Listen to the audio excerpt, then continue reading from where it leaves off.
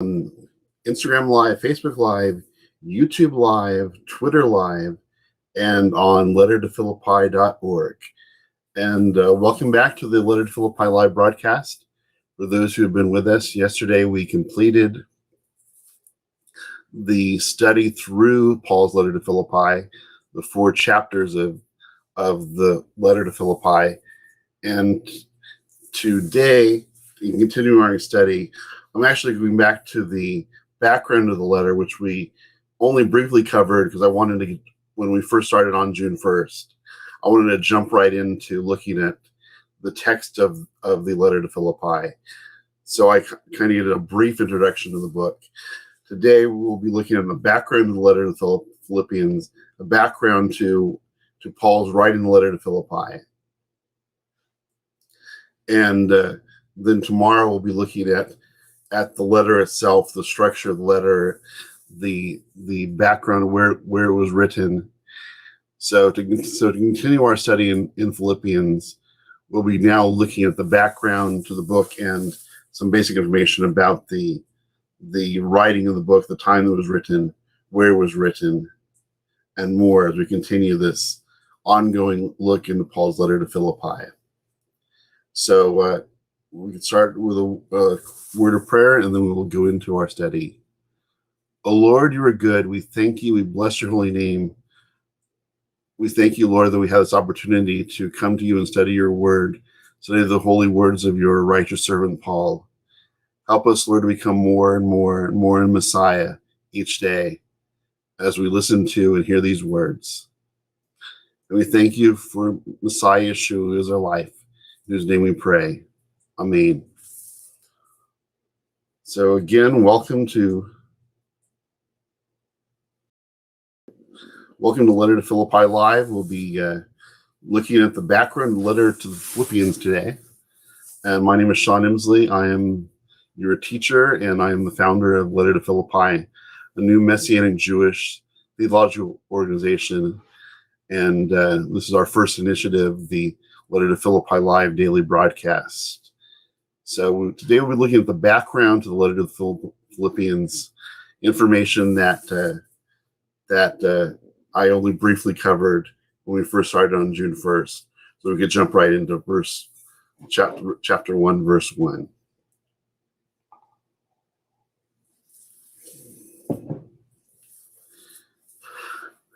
This is from Acts 1:8. But you will receive power when the Ruach HaKodesh comes upon you. You will be my witnesses both in Jerusalem and all Yehuda and Shomron, indeed to the ends of the earth. With these words, the mission to reach the world with the message of Yeshua began. Starting with Jerusalem and Judea, the message of Yeshua spread among the Jews of the land. The earliest Messianic community was a movement of Jews. With the message of Yeshua moving to the ends of the earth, the doors were open to the Gentile world. The earliest followers of Messiah Yeshua faith understood themselves as a form of Judaism. They were one form of Judaism, of the multiple Judaisms of the 2nd century of the Second Temple period. Jewish scholar Jacob Neusner of blessed memory wrote, he described the faith of the early Jewish followers of Yeshua as one of the Judaisms of the Second Temple era. That Neusner, rather than saying that there was just one monolithic Judaism that had gone from Abraham to today, in the Second Temple period, he said there are multiple Judaisms. You know, we know of the followers of Yeshua, the Messianic Jews. We know of the Sadducees, the Pharisees, the Zealots, the Qumran community. So there are multiple different perspectives on Judaism, multiple Judaisms that were practiced in the Second Temple era. And the followers of Yeshua, the Messianic Jews are the followers of the way, were another one of the multiple Judaisms of the Second Temple era. Early on, a debate arose in the Messianic community over Gentiles coming to Yeshua faith and their relation with the Torah and Jewish practices, especially circumcision for men. being that there was such a clear understanding among the early Jewish followers of Yeshua that their faith was Judaism, that they had not abandoned Judaism for another religion, but they had accepted the Messiah promised in the Jewish faith, promised in Judaism, that they that the at that in that understanding, those who were coming to follow the God of Israel were to be Jews. And now, as the good news of the Messiah have moved beyond the Jewish world into the Gentile world, and Gentiles were coming to understand Yeshua as their Lord and Messiah, there was a debate over whether these Gentiles had to also become Jews first, had to convert to Judaism before being fully brought into the people of God, into the Messianic community, that it was so deeply understood that this was a Jewish faith and a Jewish faith of Jews, that the only way that many could only understand Gentiles entering into the Messianic community by converting to Judaism, also to convert to Judaism and accept Yeshua faith. This caused a debate in the early Messianic community between those who said the Gentiles had to convert to Judaism before becoming part of the Messianic Jewish community, or those like Paul who said the Gentiles could come to faith as righteous Gentiles, and their faith alone in Yeshua brought them into relationship with the God of Israel and within the Commonwealth of Israel. This caused a debate that we see in Acts chapter 15, when men from Judah went to Antioch to teach the Gentile believers, you can't be saved unless you undergo Brit Milah in the manner prescribed by Moshe. So there are those who went from Jerusalem to Antioch and were telling the Gentiles who were coming to faith in Antioch they had to undergo Brit Milah, they had to be circumcised, and they had to, in essence, convert to Judaism and become followers of Yeshua. This teaching conflicted with what Paul and Barnabas taught the Gentiles, that they were able to come to Yeshua faith as Gentiles, become righteous Gentiles, that they did not have to convert to Judaism, become part of the people of God. So there were these two conflicting views, and it came to the council in Jerusalem, the leadership of the Messianic community under Yaakov, the brother of Messiah Yeshua. After hearing debate among both sides, Yaakov, James, the brother of Yeshua, and the leader of the Messianic community in Jerusalem, made this suggestion. He put this forward. Therefore, my opinion is that we should not put obstacles in the way of the Gentiles returning to God. Instead, we should write them a letter telling them to abstain from things polluted by idols, for fornication, for what is strangled, and from blood. Yaakov's opinion about eliminating the obstacles of circumcision as well as full Torah observance and submitting full Torah observance for Gentiles coming to Yeshua faith and substituting less stringent practices resulted in the council's unanimous ruling. This wisdom, this decision that came through Yaakov was affirmed unanimously by the Jerusalem Council, that the Gentiles were not to have anything put in their way of them coming to know Yeshua faith, except that they were given these four rules, four ways of having table fellowship with their Jewish brothers and sisters. They were to abstain from things polluted by idols, from fornication, from what is strangled, from blood.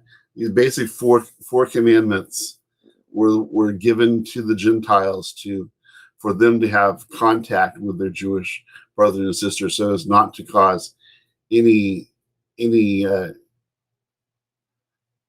problems, any issues of controversy between them and their Jewish brothers and sisters who were following the Torah commands, who were living as observant Jews.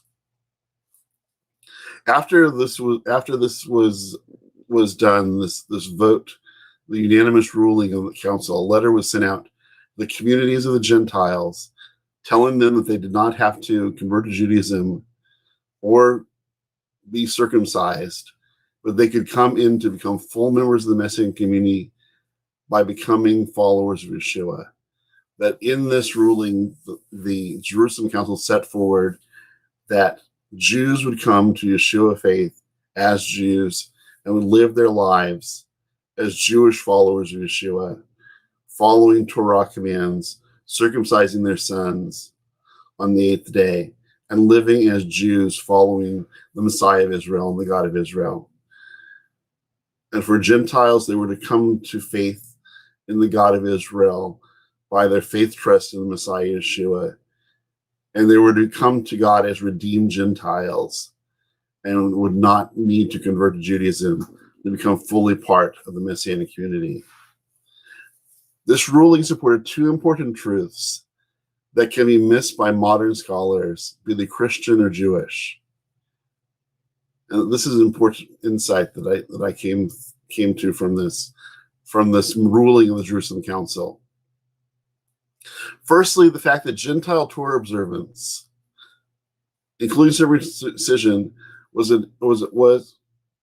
first the fact that Gentiles having to observe Torah, including circumcision, was an issue to the Messianic Jewish community, demonstrated the importance of continued Torah observance and practice for Judaism for the Messianic Jews. The fact that there were those among the Messianic community who were adamant that Gentiles had to take on full Torah observance, including circumcision, showed the importance of circumcision and Torah observance for the Messianic Jewish community.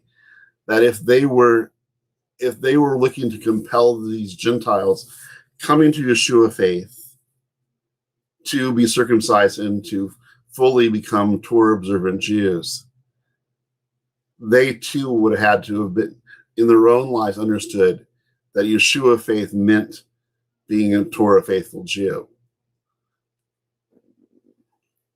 And the fact that this was important to them showed the importance of living as faithful Jews for the Messianic Jewish community. That they knew it was so important in their own lives that they were compelling it on the Gentiles. Though we know that the council would reject the need for Gentiles to become Torah observant and to be circumcised. The fact that it was an issue of concern showed that even these many years after Yeshua, that there was a consistent understanding among Messianic Jews that Yeshua faith was tied to Torah observance.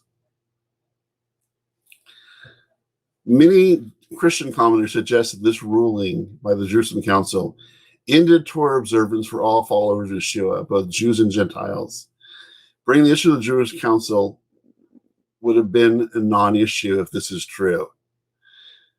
Many commentaries that you find from Christian scholars will say that in this ruling, not only did the Jerusalem Council say that Gentiles coming to Yeshua faith did not have to be circumcised, did not have to follow the Torah, but it also said they said that included the Jewish believers too, that in this ruling, that Yaakov and the leaders of the Messianic Jewish community in Jerusalem ended the requirement for all followers of Yeshua to follow Torah.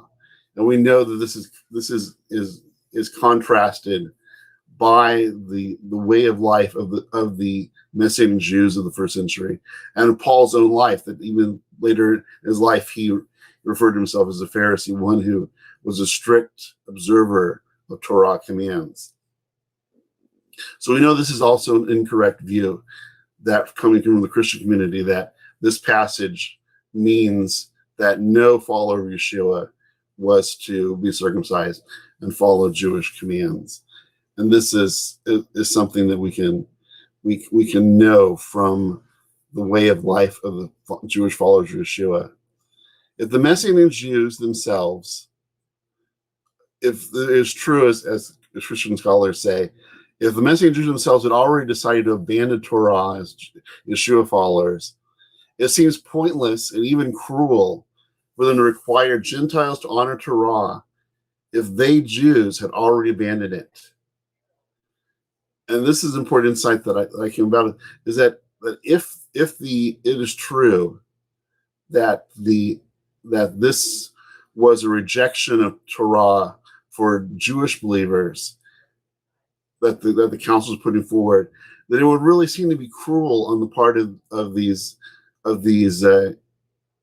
Jews who wanted Gentiles to be circumcised and to observe Torah if they themselves had already rejected it.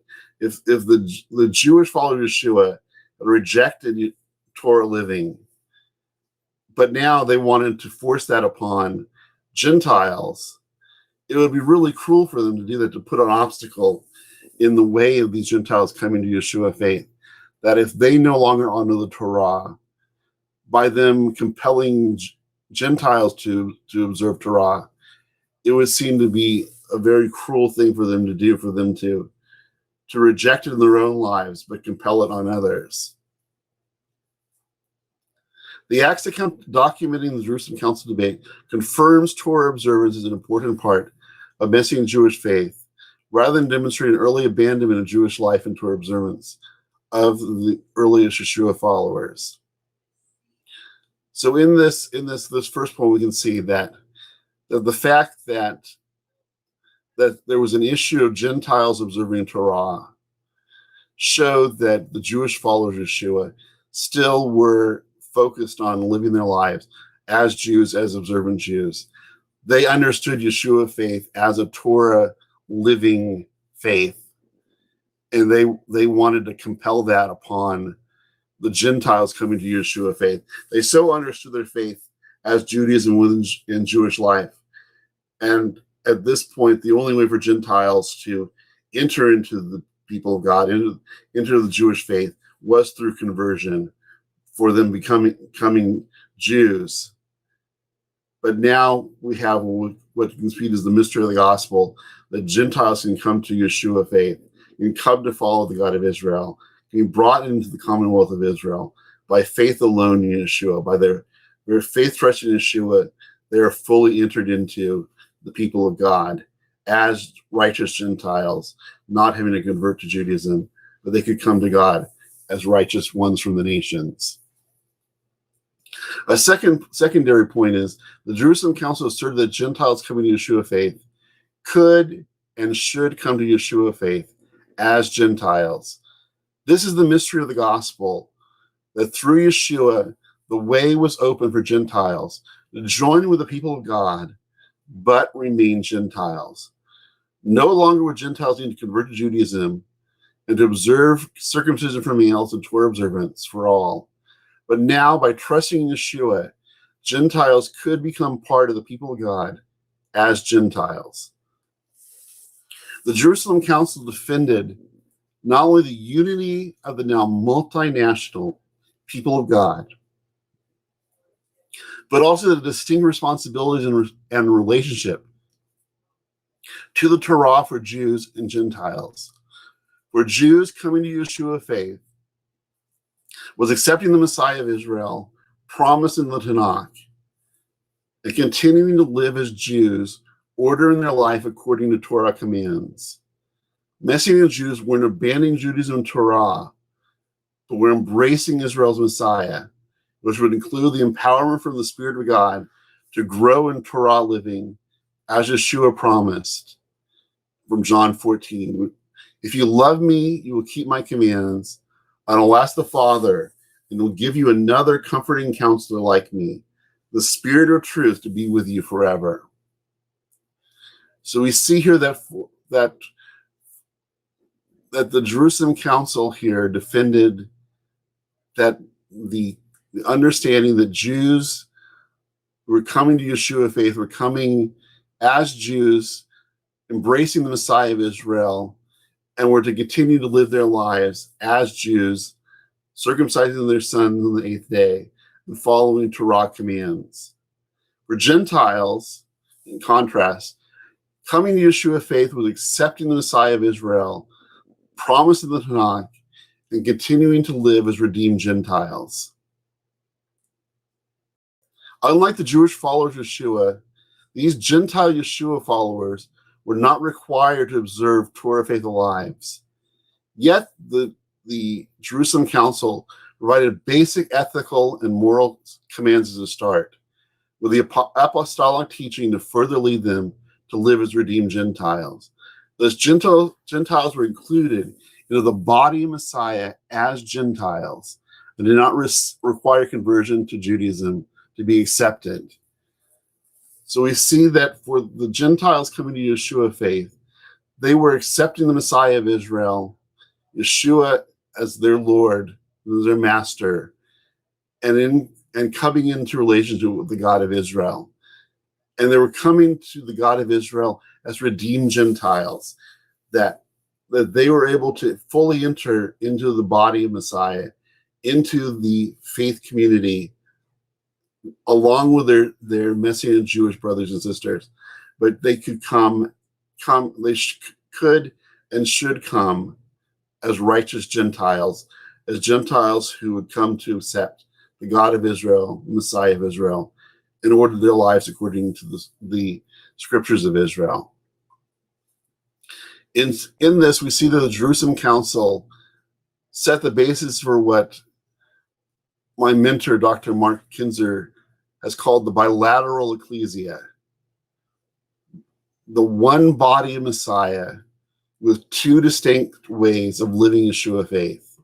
The Jewish way of Torah observance for Messianic Jews, usually lived within a Messianic synagogue or Messianic congregation, and the Gentile way of freedom from Torah, based solely on Yeshua faith, the lives of our brothers and sisters within the church world.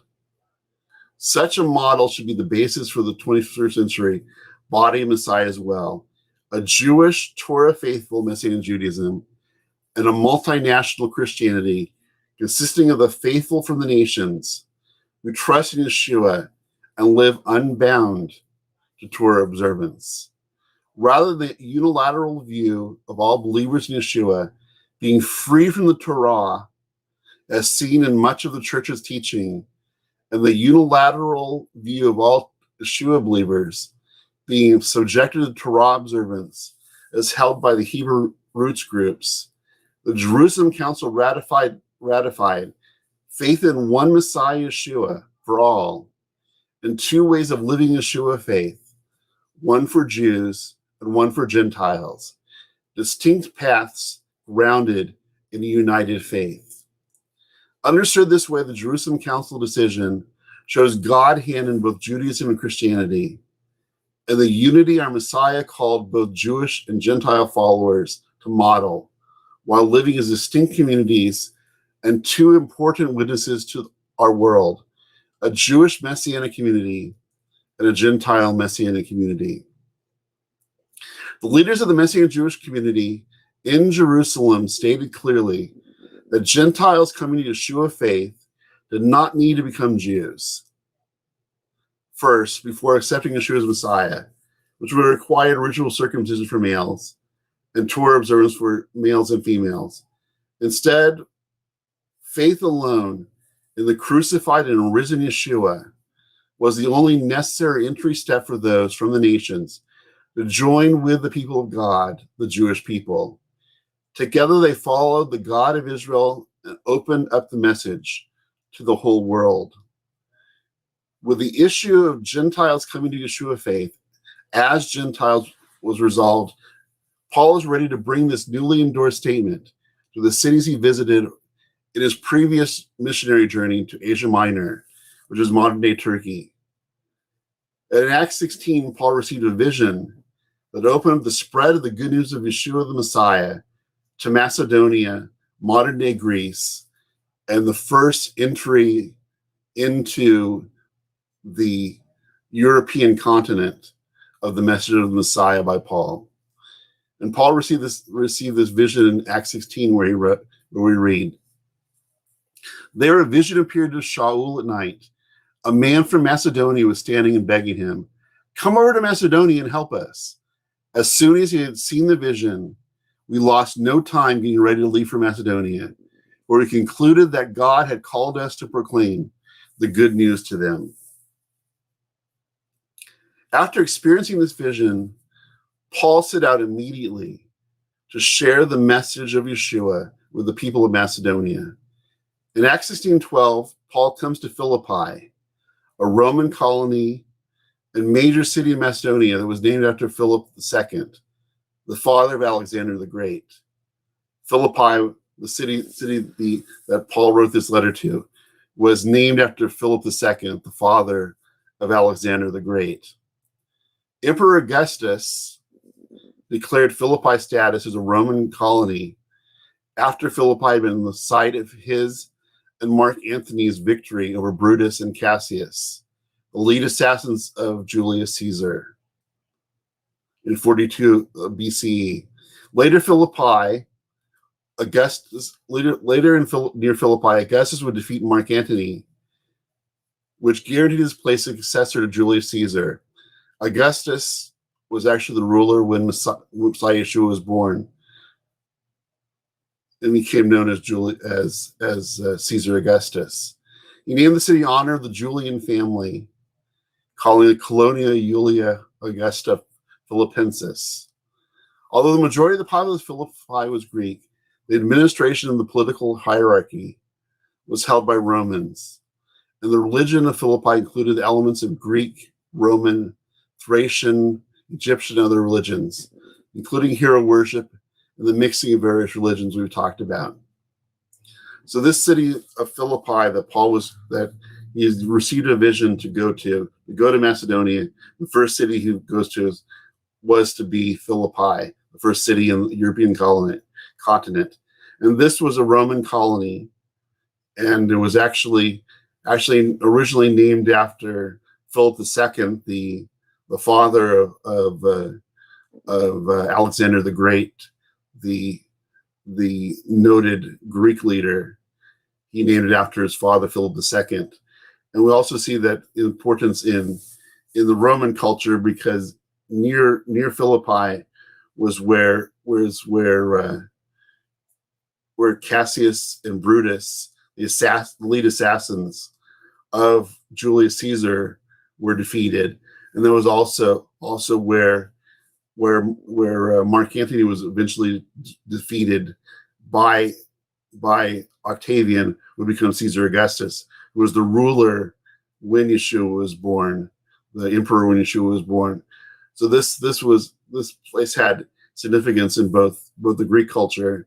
It was named after Philip II, the father of Alexander the Great, and also because it was in this area of Philippi that Caesar Augustus secured his place as the successor to Julius Caesar, in his place as the first of the Roman emperors.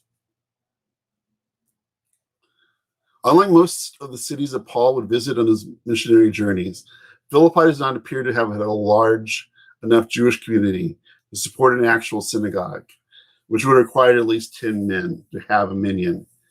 According to Acts 16:13, those who met for prayer on Shabbat met at the riverside, and only worshipers mentioned were women. Interesting enough, Lydia, the one woman mentioned by name, is a God-fearer, which could mean that the Jewish worshippers of Philippi may have been made up of God-fearers, Gentile adherents to Judaism, without a Jewish population.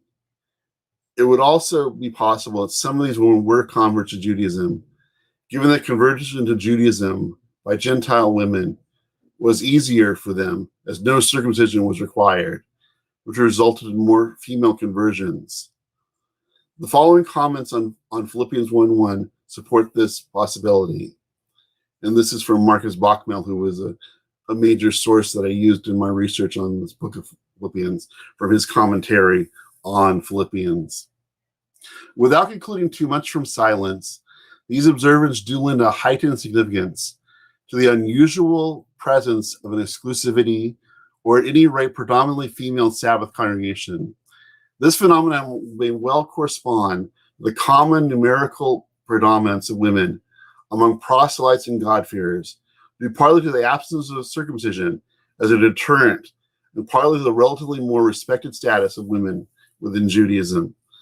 So Bachmel holds up the idea that this was that the fact that there was not a full congregation, there wasn't a minyan for there to be a synagogue in Philippi, that there was just a group of women who met at the riverside, showed that there was a God-fearing or even a movement of Jewish converts among women who were prominent in Philippi, and they were there, being that Judaism offered a more respected status for women than in the Greco-Roman cultures, and also because they could come into the Jewish faith without having to be circumcised like men do. Men would be required to. The Messianic community in Philippi began with Lydia and her household coming to believe in Yeshua. By the inclusion of Paul's letter to Philippi, by the inclusion of Paul's first visit to Philippi in Acts 16:40, a group of Yeshua followers appears to be meeting at Lydia's house, which will be the beginning of the Philippian Messianic community to whom Paul will send his letter. So as we look at the background of what happened here in this letter to Philippi, the Philippian community began with Lydia. Lydia was one of the women that was praying on Shabbat at the riverside with other women who were practicing Judaism, whether as God-fearers or as converts to Judaism. And we see that by the end of the time that Paul was first in Philippi, we read about in Acts 16, not only had Lydia become a believer in Yeshua, her whole household became believers in Yeshua, and there was already a Messianic community. There was actually meeting in her home. There was a congregation of Yeshua followers meeting in her home. So we see that Paul came to Philippi, established this community, and by the time he left, there was the beginnings of a house community or house church in Lydia's home. And this leads us into looking at some more of the issues about the writing of the letter, where it was written, and we will look at that now. The letter was written by Paul from Rome, probably in 62 of the Common Era, during his final imprisonment, as was recorded in Acts 28, verses 14 to 31. And this is my understanding. This is what, as I said that there are two major opinions among biblical scholars. One, this was written in Rome, which is the more traditional view, and there's also other scholars like N.T. Wright, for example, who holds that it was actually in Ephesus that Paul wrote this letter during an early imprisonment before the later time of this. If, as I said, it would be written during his final imprisonment, which would have been around 62 of the Common Era. Philippians is one of 4 books written by Paul, which are known as the prison epistles, letters written in prison, which include Ephesians, Philippians, Colossians, and Philemon.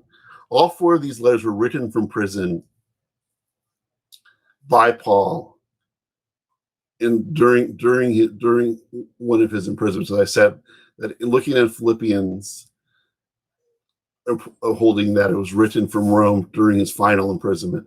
All 4 letters were imprisoned, and based on the above, it's held that all the 4 letters were written in Paul's imprisonment in Rome, which you read about in Acts 28, 30 through 31, which reads, Saul remained 2 years in a place he rented for himself, and he continued receiving all who came to him, openly without hindrance, proclaiming the kingdom of Messiah and teaching about the Lord Yeshua, the Messiah. This final imprisonment before his execution by Nero was under a form of house arrest, where Paul was confined to a rented room for the last 2 years of his life.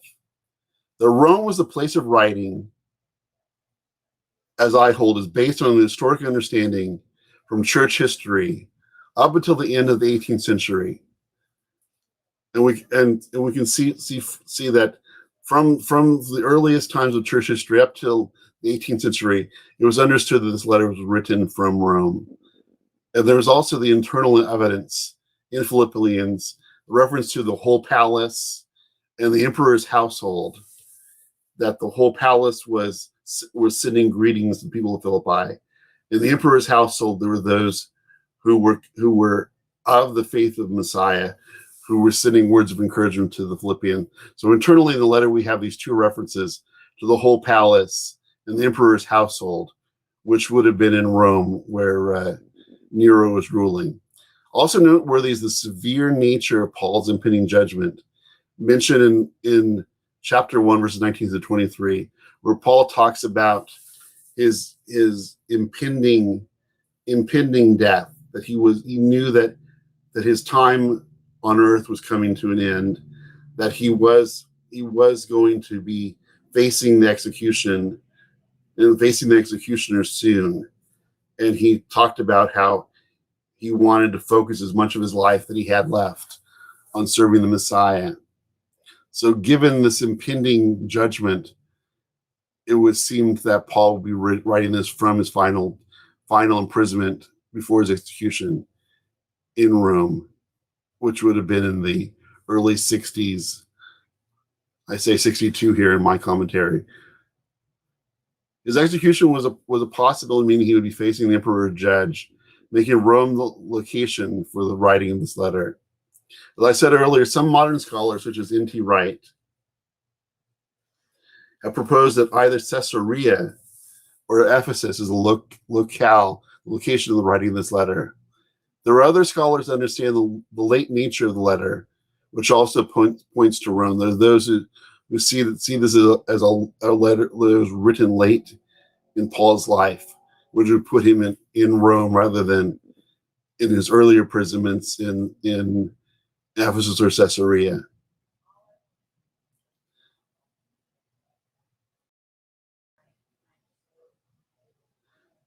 And this late nature, it comes from those who see that the reference of a more advanced Christology in the Messianic hymn, that there are those who believe that it was later in development in the Messianic community, that there was a full understanding of the divine nature of Yeshua. That when we read about in Philippians chapter 2, in the Messianic hymn, was a later understanding of Yeshua. So people see it as written later in time. And also there's the reference to elders and deacons in chapter 1, verse 1, where Paul talks about there being a leadership structure in the Messianic community in Philippi. And this has caused scholars to see these as later developments in the history of the Messianic community. So then they say that it would be written later in Paul's life. In this commentary and in my teaching here, we're going to consider Rome as the place of writing. Many scholars believe that this letter is a combination of 2 or even 3 letters Paul sent to Philippi that has been edited into one letter. So there are those who believe that what we have is the letter to Philippi today, the book of Philippians, is actually a combination of multiple letters that Paul sent to Philippi, which were brought together into one letter or the one book of Philippians, is a combination of multiple letters, because there are contrasting themes through the book. They're actually chapter 3 verse 1 begins with a phrase "in conclusion," though there is a chapter 4. So because of this, there are those scholars who believe that there were multiple letters sent to Philippi that we have now in a one combined letter. And this is something that Paula Fredrickson brought out in her book on Paul the Pagan's Apostle, that the letter to Philippi was a combination of multiple letters which were edited together into what we have today. An apostle breakdown of the letter into 3 letters is seen as the first letter as chapter 4, verses 10 through 20, where Paul thanks the Philippians for their gifts to him, which was now the concluding part of what we have as letters, where Paul's thanking them for the gift giving to him. We see a second letter from 1:1 to 3:1. As I said, 3:1 begins with the phrase "in conclusion," and finally the third letter being chapter 4, verses 4 through 7, and 21 through 23, warning against division, and the third being 3:2 through 4:3, 8 through 9, an attack on false teachers.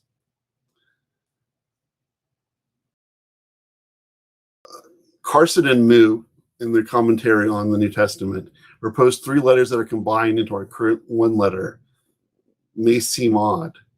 Propose it is not 3 letters combined into 1, but sections of 3 letters combined together, as we see from the portions being from separate chapters of the current book.